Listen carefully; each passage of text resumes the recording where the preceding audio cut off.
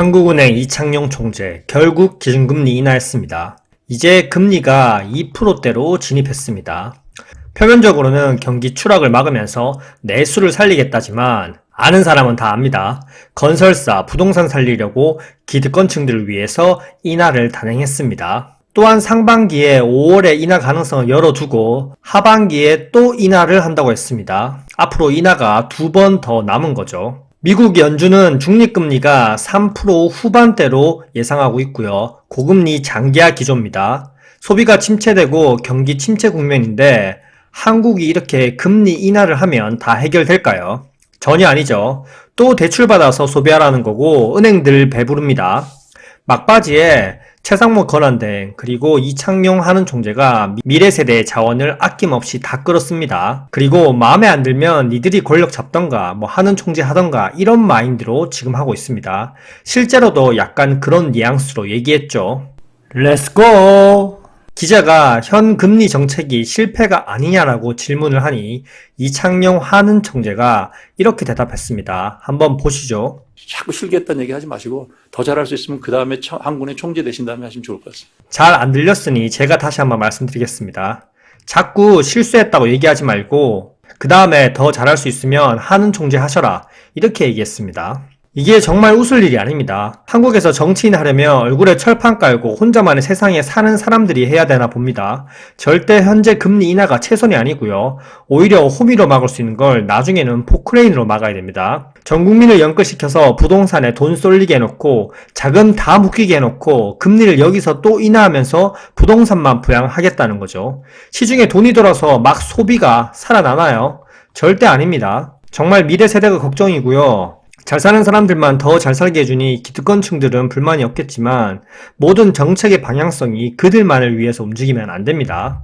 내수 살린다는 말을 하면서 경제 성장률 전망치는 지속적으로 하향하고 있고 앞으로 금리를 2회 정도 더 내리면 한미 금리 차가 더 벌어지면서 외화자금 이탈이 가속화되고 환율은 계속 치솟고 치솟는 환율을 방어하느라 국민연금이 쓰이고 외환 보유고가 고갈나고 있습니다.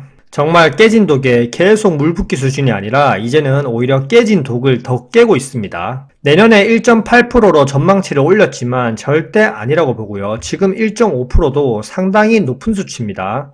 1% 안팎으로 떨어질 가능성이 더 큽니다. 한국 소비자 물가지수가 반등하면서 2%를 넘었습니다. 자, 경제 성장률보다 더 높죠. 내가 고용으로 버는 돈보다 물가 상승률이 더 증가하고 있습니다. 그럼 소비를 더 줄일 수밖에 없고요. 근데 이런데도 부동산만 떠받들고 있죠. 서민들 힘들어도 몰라, 망해도 몰라, 중소기업 환율 높아서 수입 가격이 높다고? 그래서 힘들다고? 어쩌라고? 내 임기 동안 경제 위기 안 터지게 하려면 나는 이게 최선이야. 내 부동산만 지키면 돼. 난 너희들과 신분이 다르고 급도 다르거든. 딱 이겁니다. 부동산 말고 어떤 경제적 조치 없이 금리만 내리면 내수 경제가 회복된다고 언론 플레이를 하고 있는데 물가지수는 계속 증가하고 있는 추세라는 게 이해가 되시나요? 이 달콤한 말에 속는 국민들이 없어야 됩니다. 계속 대출받아서 소비하고 대출받아서 살아라 이 말입니다.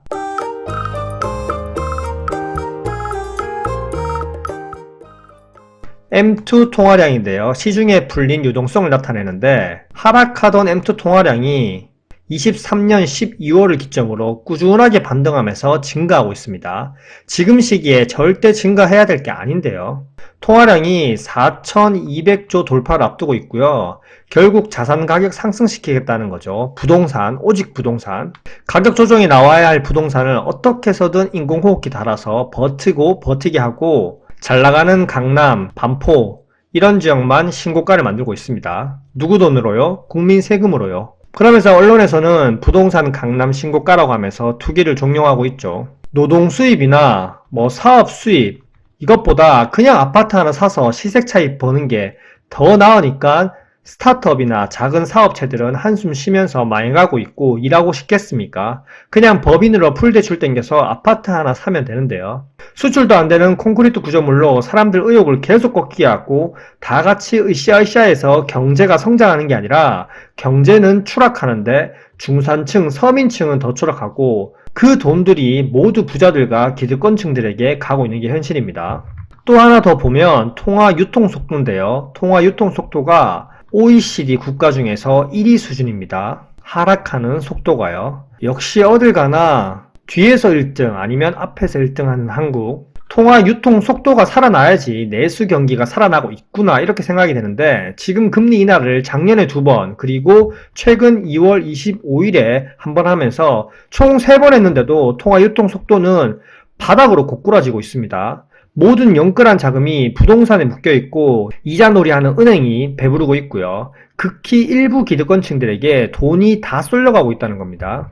자, 미국이 금리를 안 내리고 고금리 동결하고 있는 이유는 뭘까요? 금리 내렸다가 인플레이션 재자극되고 경제 침체가 올까봐 버티고 있는 겁니다. 근데 한국은 또다시 격차를 늘리면서 2%대 진입했습니다. 향후 세계 경제는 반드시 무조건 필수적으로 호황이 와야 됩니다.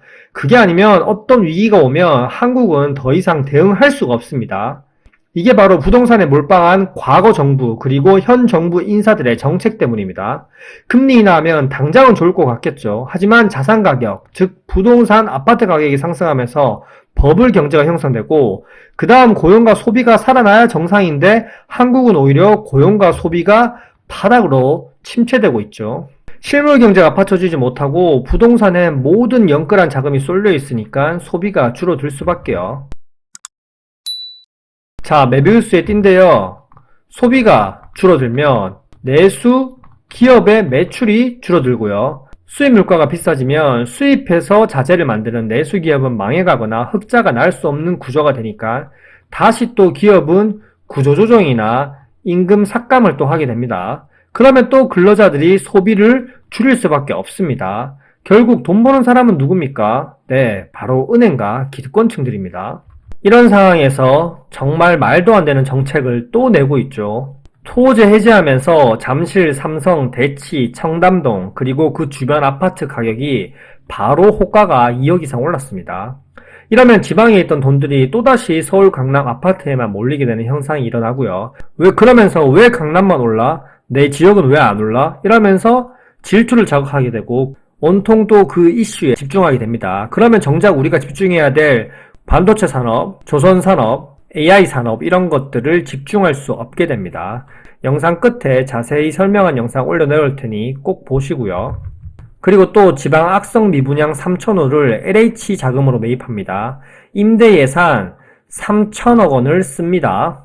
이 예산은 저소득층, 청년, 신혼부부를 위해서 저렴한 주택을 매입해서 싼값에 임대해주는 복지 예산입니다. 근데 이 복지 예산을 일반 부동산 아파트가 미분양이라는 이유로 매입한다는 겁니다. 답답한 정책만 내고 있습니다. 또 영상 끝에 자세히 설명한 영상 올려놓을 테니 꼭 보시고요. 이렇게 부동산 관련 정책, 아파트 가격만 떠받드는 이유는 이렇게 인공호흡기로 수명 연장을 하지 않으면 건설사 터지고 부동산 터지면서 그 부실이 금융권으로 옮겨가게 됩니다. 그러면 또 이제 직장인들, 사업하시는 분들, 자영업자들까지 다 줄줄이 터지게 됩니다. 그걸 막으려고 어떻게 해서든 정부는 연명하고 있습니다. 하지만 썩은 부분을 도려내야 새살이 올라오는 법인데 계속 덧대기만 하면 언젠가는 크게 터질 수밖에 없습니다. 47년 뒤에 한국의 나라 빚이 7천조 원을 넘는다는 분석이 있습니다. 국회 예산정책처에서 한 분석인데요. 국민연금 역시 2057년에 고갈된다고 하는데 그나마 이건 긍정적으로 본 겁니다. 이 분석은 올해 경제 성장률이 2.2%로 봤을 때고 하지만 이미 금리 인하하면서 1.5%대로 하향되었죠. 계속 금리 인하를 기조니까 1.5%가 아니라 1% 안팎으로 더 떨어지겠죠. 현재는 GDP 대비 국가 채무 비율이 47% 수준인데요.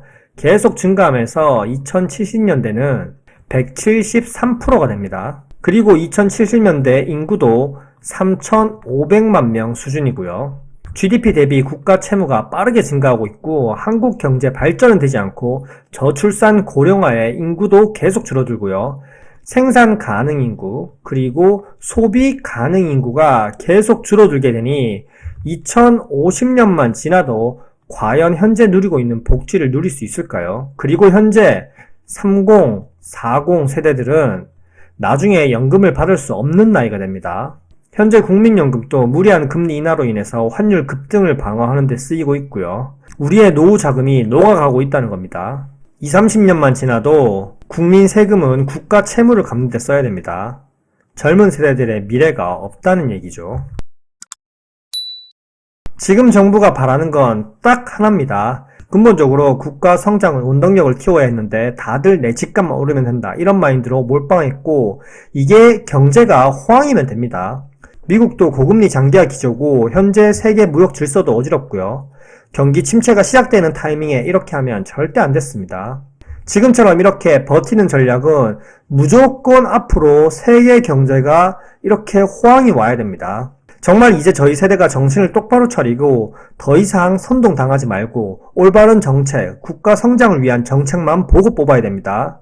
더 이상 시기 질투가 아니라 다 같이 잘 사는 나라를 만들어야 됩니다. 부모님 세대처럼 지역에 따라서 무조건 어느 지역은 파란색, 어느 지역은 빨간색 그렇게 하면 안 된다는 겁니다. 현재 이런 상황임을 내가 인지하고 대비해야겠죠. 내용이 괜찮았다면 구독과 좋아요 좀 부탁드립니다. 이상입니다. 안녕.